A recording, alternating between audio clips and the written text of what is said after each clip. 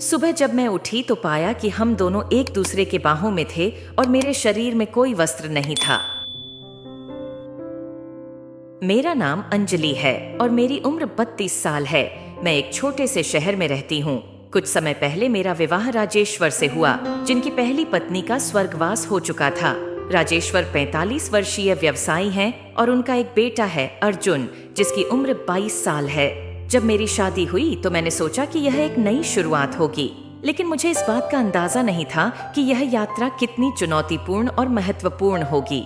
शुरुआत में अर्जुन मुझसे काफी दूर दूर रहता था। वह अपनी माँ के बिछोह के कारण काफी दुखी था और मुझे स्वीकार करने में कठिनाई महसूस कर रहा था। हालांकि मैंने धीरे धीरे उसके दिल में जगह बनाने की कोशिश की। मैंने उसकी छोटी बड़ी जरूरतों का ध्यान रखा, लेकिन वह मुझे अपनी माँ की तरह मानने के लिए तैयार नहीं था। राजेश्वर का अधिकांश समय उनके व्यवसाय में ही व्यतीत होता था। ऐसे में मैं और अर्जुन एक दूसरे के साथ ज्यादा समय बिताने लगे। एक दिन जब मैं रसोई में खाना बना रही थी तो गलती से मेरा हाथ जल गया। दर्द के मारे मैं चीख पड़ी और अर्जुन तुरंत दौड़ता हुआ आया। उसने तुरंत मरहम लाकर मेरे हाथ पर लगाया और मेरा ख्याल रखा। उस दिन मुझे महसूस हुआ कि अर्जुन के दिल में मेरे लिए आदर और स्नेह का बीज जड़ पकड़ चुका है। धीरे धीरे हमारी बातचीत बढ़ने लगी। हम साथ में खाना खाते, बाजार जाते और एक दूसरे का ख्याल रखते। अर्जुन ने मेरी हर छोटी बड़ी जरूरत का ख्याल रखना सीख लिया था और मुझे उसकी परवाह थी। एक दिन की बात है, जब मैं बाथरूम में नहा रही थी, मैंने पाया कि मेरे कपड़े बाहर रह गए थे। मैंने अर्जुन को आवाज दी, बेटा क्या तुम उधर हो? मेरे कपड़े बाहर रह गए हैं, क्या तुम मुझे ला सकते हो? अर्जुन ने जवाब दिया, हाँ मम्मी, मैं ला रहा हूँ। जब अर्जुन मेरे कपड़े लेने आया तो उसने देखा कि मेरे कपड़ों के साथ ब्रा और पेंटी भी रखी हुई थी। वह थोड़ी देर के लिए झिझक गया, लेकिन उसने मेरी मदद करने का संकल्प किया। उसने कपड़े उठाए और मुझे बाथरूम के बाहर से दिए। मैंने दरवाजा खोलकर कपड़े लिए और उससे कहा, धन्यवाद बेटा। वह सिर नीचे किए उत्तर देता है, मम्मी कोई बात नहीं। उस घटना के बाद मैंने महसूस किया कि अर्जुन के मन में मेरे लिए सम्मान और गहराई आई है। उसने इस घटना के बाद कभी कोई अलग व्यवहार नहीं किया, बल्कि और भी ज्यादा मेरी परवाह करने लगा। राजेश्वर की व्यस्तता के कारण हम अक्सर अकेले ही रहते थे। इस दौरान अर्जुन और मेरे बीच का रिश्ता और भी मजबूत हुआ। हम साथ में हंसते, बातें करते और मुश्किल समय में एक दूसरे का सहारा बनते। अर्जुन ने मुझे न केवल सौतेली माँ के रूप में, बल्कि एक सच्ची मित्र और गाइड के रूप में भी स्वीकार कर लिया था। एक बार मैं रसोई में काम कर रही थी। अर्जुन मेरे पास आया और बोला, मम्मी आप कितनी मेहनत करती हैं, कभी आराम क्यों नहीं करती? मैंने हंसते हुए कहा, बेटा एक माँ का कर्तव्य होता है कि वह अपने घर और परिवार का ख्याल रखे, और तुम्हारे साथ तो मुझे और भी खुशी मिलती है।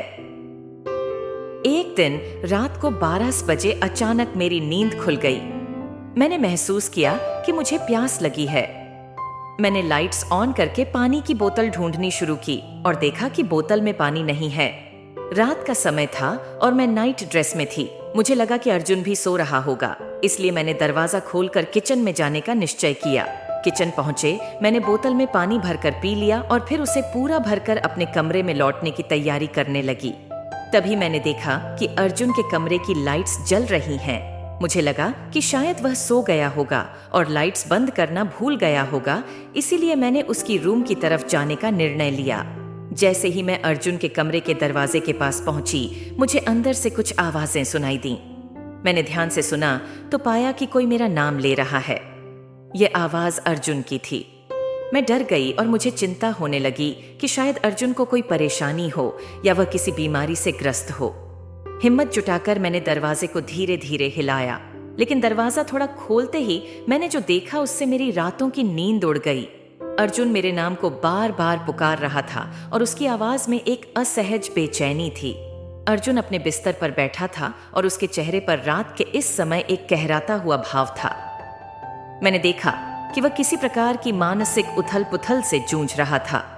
उसकी आंखों में अजीब सी चमक थी और वह खुद को शांत करने की कोशिश में लगा हुआ था। मुझे समझ नहीं आया कि क्या करना चाहिए। मेरी ओर से पहला विचार था कि उसे अकेला छोड़ दूं, लेकिन उसके इस हाल में मैंने खुद को जिम्मेदार महसूस किया। मैंने हिम्मत जुटाकर धीरे से दरवाजे को और खोला और अर्जुन को पुकारा। अर्जुन, बेटा क्या हुआ? तुम ठीक तो हो? अर्जुन ने अपनी नजरें उठाई और मेरी तरफ देखा। उसकी निगाहों में एक मिश्रित भाव था, चौंक, राहत और कुछ अनकही बातें। उसने कहा, मम्मी, मैं बस एक सपना देख रहा था। माफी चाहता हूं, मैंने आपको परेशान किया। मैं उसके पास बैठ गई और उसके सिर पर प्यार से हाथ फेरा। कोई बात नहीं बेटा, सपने कभी कभी ऐसे ही होते हैं। अगर कुछ भी परेशानी हो तो मुझसे जरूर बताना, मैं हमेशा तुम्हारे साथ हूं। उसने धीरे से सिर हिलाया और मैंने देखा कि उसकी आंखों में अब थोड़ी सी शांति थी। मैंने उसके कमरे की लाइट बंद की और वापस अपने कमरे में लौट आई। हालांकि रात भर मुझे नींद नहीं आई। मैं बस यही सोचती रही कि अर्जुन को किस प्रकार की मानसिक उथल पुथल का सामना करना पर DDH रहा है और कैसे मैं उसकी मदद कर सकती हूँ। अगले दिन मैंने अर्जुन से बात करने का फैसला किया। मुझे यकीन था कि हम दोनों मिलकर इस समस्या का समाधान निकाल लेंगे, क्योंकि अब हम एक परिवार थे और एक दूसरे का सहारा बनना हमारा कर्तव्य था। अगले दिन सुबह नाश्ते की मेज पर मैंने अर्जुन से बात करने का फैसला किया। जब वह नाश्ता करने आया तो मैंने संकल्प किया कि हमें इस बारे में स्पष्ट रूप से बात करनी पड़ेगी। मैंने गहरी सांस ली और कहा, अर्जुन, जिस चीज को तुम कल रात कर रहे थे वह मैंने देख लिया था। मुझे लगता है कि तुम्हें इसे अपने हिसाब से कंट्रोल करना चाहिए। ये सब ठीक नहीं है। अगर तुम इस तरह से हर रोज मेरा नाम लेकर यही सब चीज करते रहोगे तो तुम कमजोर हो जाओगे और बीमार हो सकते हो। ये सब तुम्हारे लिए ठीक नहीं है। जब समय आएगा मैं एक अच्छी लड़की देखकर तुम्हारी शादी करवा दूंगी। मेरी बात सुनकर अर्जुन ने कुछ देर के लिए चुप्पी साध ली। फिर उसने गंभीरता से जवाब दिया, माँ, जब से आप आई हो मैंने भी आपको हमेशा तड़पता हुआ देखा है। मुझे पता है कि पापा अपने बिजनेस को लेकर हमेशा बिजी रहते हैं और वह आपको बिल्कुल भी समय नहीं देते। अक्सर वह घर से बाहर ही रहते हैं। मुझे पता है कि आप भी एक औरत हो, जवां हो और आपको भी कुछ चीज़ों की ज़रूरत होती है, लेकिन पापा आपको समय नहीं दे पाते हैं। इस तरह से आप बहुत उदास रहती हो, यह मैं समझ सकता हूँ। अर्जुन की बातों ने मुझे चौंका दिया। उसकी गहरी समझ और संवेदनशीलता ने मुझे भावुक कर दिया।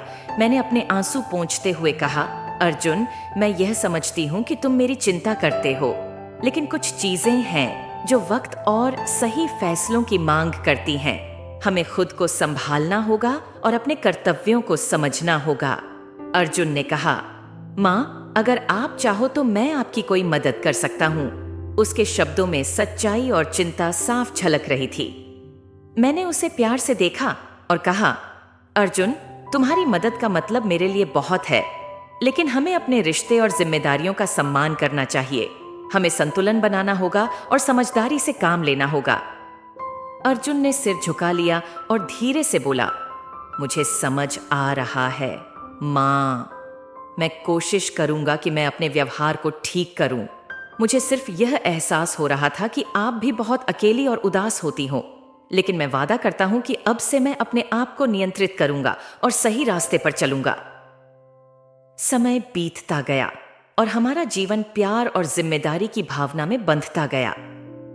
मैं एक दिन पड़ोसन के यहाँ किसी काम से गई थी और घर लौटते समय हल्की बारिश में भीग गई। घर आकर मैंने कपड़े बदले और खाना बनाने की तैयारी में लग गई। अर्जुन और मैं साथ में डिनर किए और फिर हमने एक दूसरे को गुड नाइट कहा और अपने अपने कमरे में सोने चले गए। रात को मुझे अचानक महसूस हुआ कि मुझे बुखार हो रहा है। घर में कुछ पुरानी दवाइयां थीं जो मैंने ले लीं, लेकिन उनसे भी मेरा बुखार उतरने का नाम नहीं ले रहा था। मैं नाइट ड्रेस में थी और महसूस कर रही थी कि अब मुझे अर्जुन की मदद की जरूरत पड़ेगी। मैंने अर्जुन को आवाज दी, अर्जुन बेटा, क्या तुम सुन सकते हो? मुझे तुम्हारी जरूरत है, मैं बीमार हूं। अर्जुन तुरंत मेरे कमरे में आया और चिंता से पूछा, माँ क्या हुआ, आप ठीक तो हैं? मैंने उसे बताया, बेटा मैं बारिश में भीग गई थी और अब मुझे बुखार हो गया है। मैंने दवा तो ली लेकिन इसका कोई असर नहीं हो रहा। रात भी गहरी हो गई है तो और दवाइयां लाने का कोई उपाय नहीं है। क्या तुम मेरे पास रह सकते हो ताकि मुझे किसी चीज की जरूरत हो तो तुम मेरी मदद कर सको? अर्जुन ने बिना हिचकिचाए कहा, हाँ माँ, मैं यहीं रहूंगा। अर्जुन ने मेरी देखभाल करना शुरू कर दिया।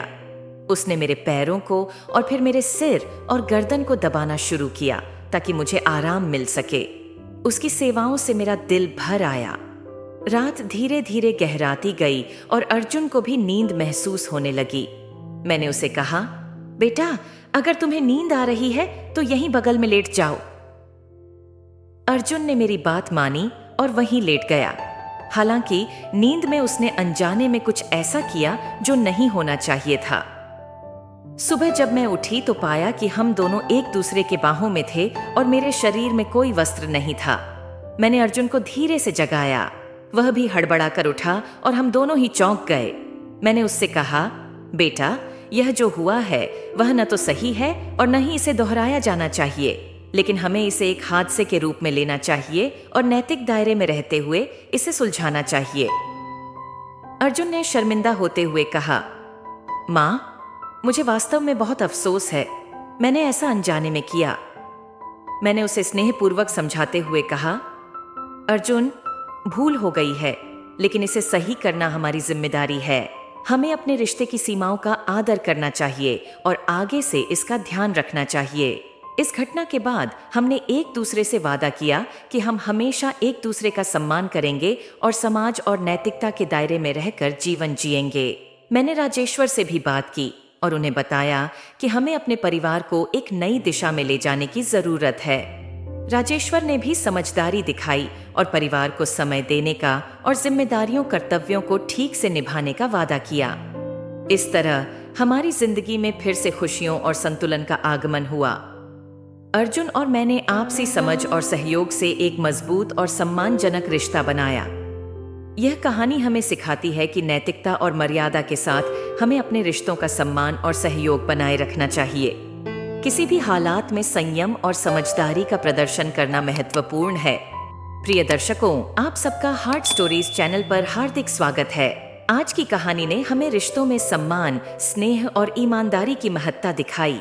अंजलि और अर्जुन की इस यात्रा में आपने देखा कि कैसे सच्ची देखभाल और प्रेम कठिन समय में भी हमें सहारा दे सकते हैं। अगर आपको ये कहानी पसंद आई तो कृपया कमेंट सेक्शन में अपने विचार जरूर शेयर करें। लाइक और शेयर करना न भूलें ताकि हमारी कहानियां और भी लोगों तक पहुंच सकें। और हाँ, अगर आपने अब तक हमारे चैनल हार्ट स्टोरीज को सब्सक्राइब नहीं किया है तो सब्सक्राइब कर लें और बेल आइकन भी दबाइए ताकि नई कहानियों का नोटिफिकेशन आपको तुरंत मिल सके। हमारे चैनल में और भी कई मजेदार कहानियां हैं जिन्हें आप हमारे प्लेलिस्ट और वीडियो सेक्शन में देख सकते हैं। आपसे फिर मिलेंगे एक ऐसी ही मजेदार और रोमांटिक कहानी के साथ जो आपके दिल को छू जाएगी। तब तक खुश रहिए और हमारे साथ जुड़े रहिए। धन्यवाद और शुभकामनाएं।